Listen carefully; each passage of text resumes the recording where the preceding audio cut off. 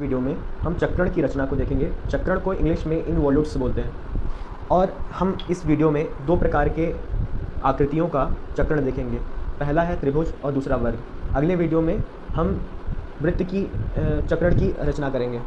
ठीक है, तो पहला प्रकार है चक्रण में त्रिभुज, दूसरा है वर्ग, तीसरा है वृत्त। इन तीन प्रकार के आकृतियों का हम चक्रण देखेंगे। सबसे पहले हम क्या करेंगे, त्रिभुज के चक्रण की रचना देखेंगे।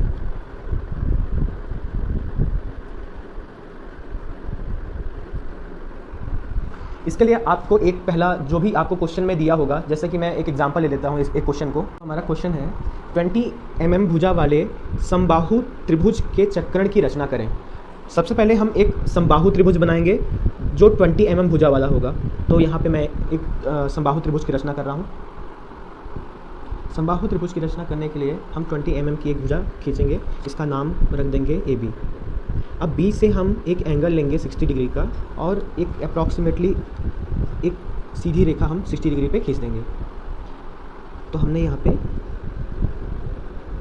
60 डिग्री में इस तरह से खींच दिया।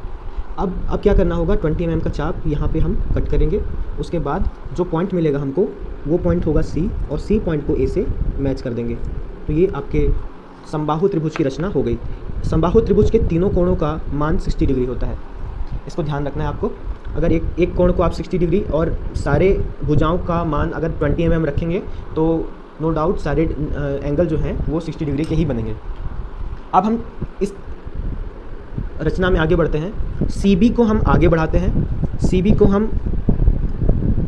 अप्रॉक्सीमेटली ऐसे आगे बढ़ा लेते हैं। ठीक है, इसकी लंबाई इतनी लेनी है हमको कि ये 20 mm से ज़्यादा ना हो।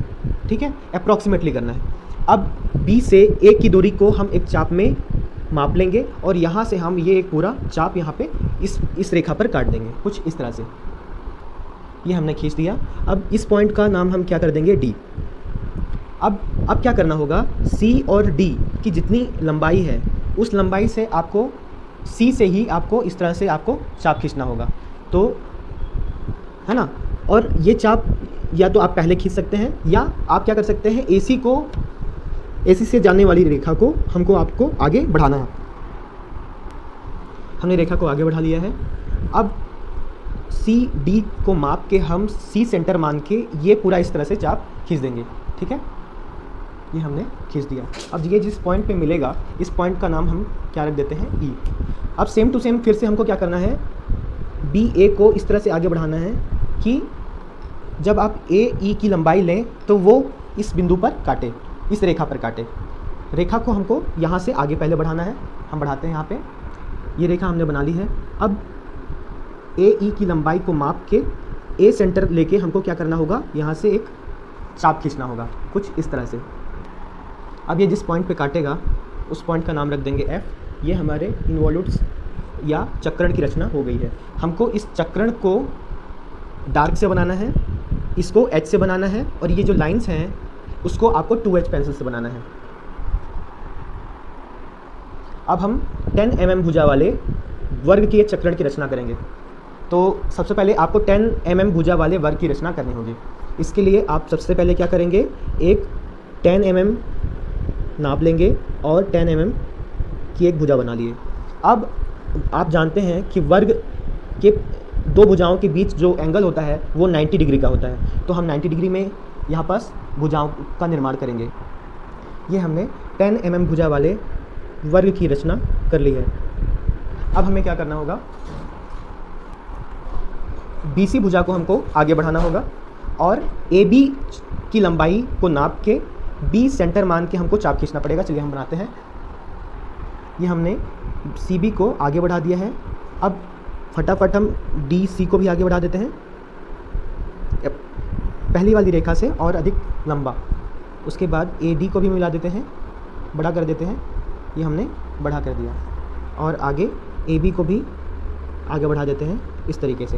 ये हमने बढ़ा दिया है। अब A और B की लंबाई को माप के 20 सेंटर माप के आपको यहाँ पे चाप खींचना पड़ेगा, कुछ इस तरह से। ये हमने खींच लिया। अब उसी प्रकार से इस पॉइंट को हमको ई नाम कर देना है। अब सी ई की लंबाई माप के आपको सी सेंटर माप के इस रेखा पर आपको यहाँ पे चाप को बढ़ाना होगा।